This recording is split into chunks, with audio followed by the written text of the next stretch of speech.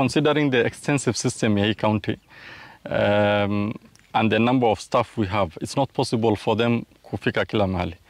So what we did, we trained some resource persons at the community level kupatia some extension messages to farmers. So wanakuwa like the frontline extension people kusupplement the government extension services that we have.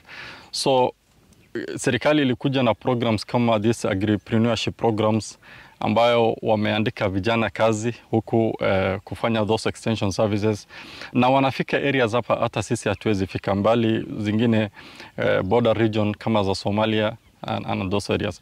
So extension services hiko to some extent, but sometimes because of funding challenges, support logistical challenges, kureach kila mkulima inakuwa changamoto huko.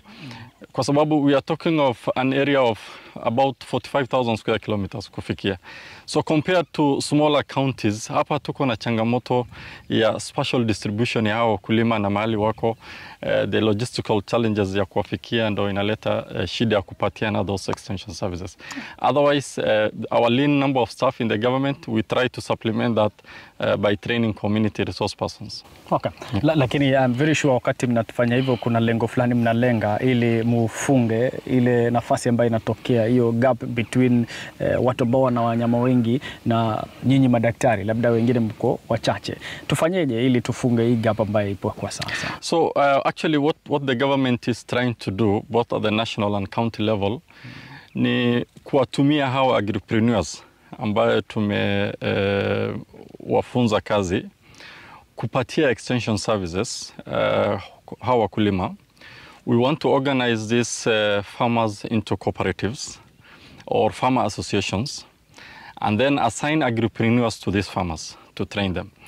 The government plan was to pay them for a year, their salaries for them to do those services. But after a year, we want those farmers to pay for the services.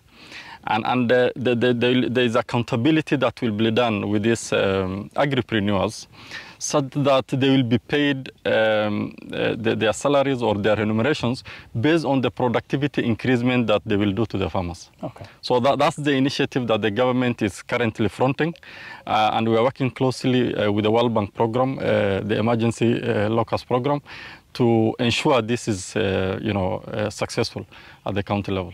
Kuna mtu ambaye anakutazama na anasikia kwa mara ya kwanza kabisa ukisema agripreneur, yes, unamaanisha nini? So these are individuals in different technical fields. Some of them from agriculture, livestock, range management, some of them even who did community development, other general sciences. Even we are picking some guys who have done basic things like ICT and so forth. So these are youth, actually most of them certificate level, diploma level, degree level, that we are training on production skills in agriculture or general agricultural work. And we want them to deliver those skills that we have trained them in to the farmers. Okay. So they are trained, the capacity is built on different technologies, innovations and management practices, and they deliver this to the farmers. And we will be paying them for some time, and later on we want the farmers to take up these guys, employ them and pay them for them to improve their businesses. Unajua ni kipi ambacho kinanifurahisha? Si lazima ukuwe umesomea tu ukulima ndio upate nafasi ya kazi. Sio lazima. Nafurahi sana, lakini kana kwamba kuna teknolojia inaingia sasa. Yes. Adaptation ya teknolojia sasa kwa wakati unazungumza inakwenda kwa asilimia ngapi na inafanyika? So technologies na innovations na improvement in management practices ni jambo ambayo tulianza kufanya tangu 2018 with the Kenya Climate Smart Program na wakulima, na tulikuwa tunafanya in wide range of value chains, camel milk value chain, cattle milk value chain, the meat goat value chain, na hata kwa beekeeping, poultry, fodder and so forth. So we were looking at the value chain holistically, from the production level to the market level, and we are looking at the different nodes within that value chain and what are the gaps you know, even if it's transportation, processing, value addition, and so forth. We look at the gaps and see what kind of innovations and technologies or management practices we can change along that chain to improve that value chain. And I think we have been doing this. The adoption rate, especially in some value chains, has not been very great, especially in the camel milk, because most of the technologies that were introduced and they were trained on, it's like the adoption rate is a bit lower than we have expected in terms of adoption of this cold chain and refrigeration of milk, pasteurization of milk, and you still see some farmers preferring or people preferring to take unpasteurized milk or raw milk, and despite the risks that are there. Okay. Kuna swala ambalo umesema wewe kuhusiana na value chain, lakini najua kuna swala wakati ubingwa anakuja kunisogelea, kuna swala ambalo linajitokeza kuhusiana na value chain. Mnalenga nini kufanya value addition baadaye? Kwanza ngamia ikichinjwa huko kuna several products huwa inaproduciwa. Kuna ile nyama yenyewe ambayo inauzwa raw, kuna mifupa ambayo huwa inanunuliwa hata na watu kutoka sehemu zingine za Kenya, wanatengeneza supu na nini.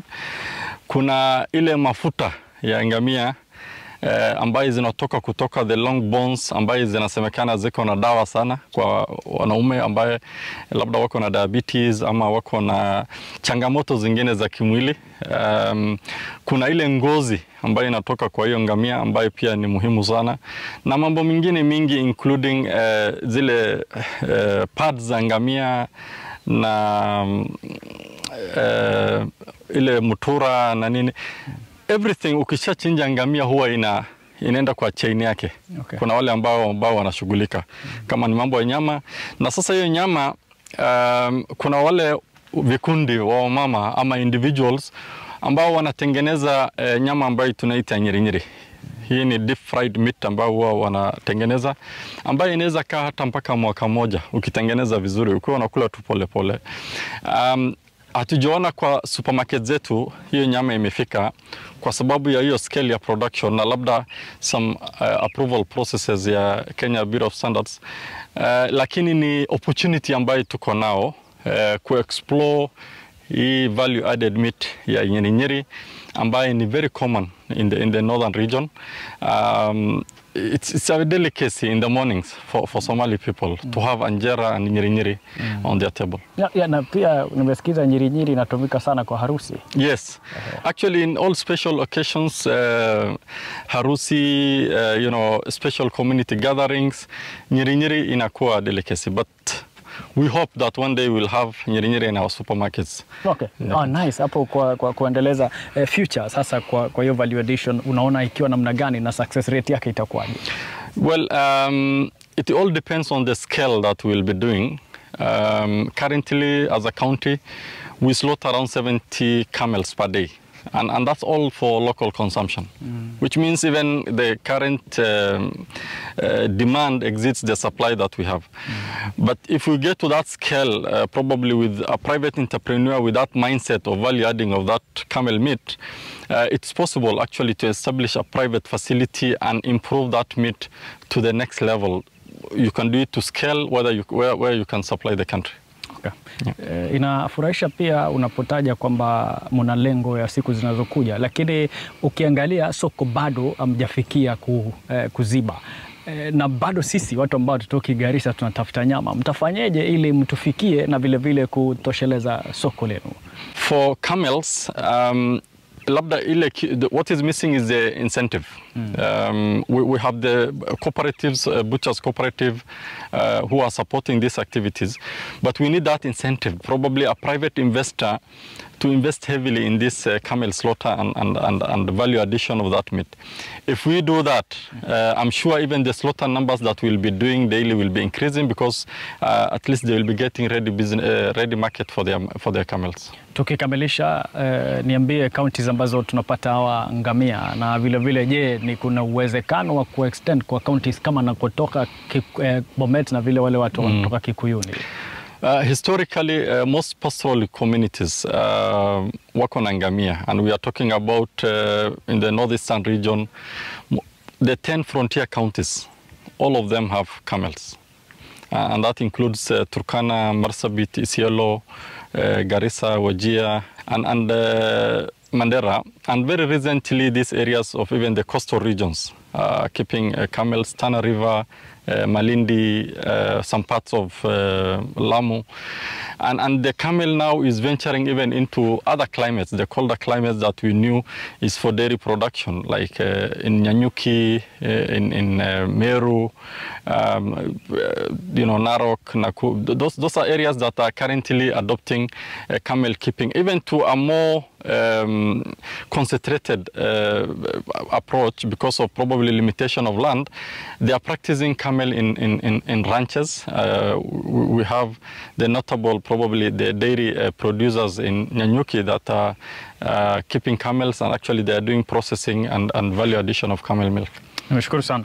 Mimi hata sina mambo mengi lakini najua siku ambazo zinakuja itakuwa mkulima mkubwa sana wa ngamia. Ametupatia maarifa aina yake, kumiminika kwake, inakutosha kwako nyumbani uelewe. Na la kufurahisha ni kwamba anasema kwamba kuna nafasi ya kaunti zingine kupata nafasi ya kuwalea, kuwatunza ngamia.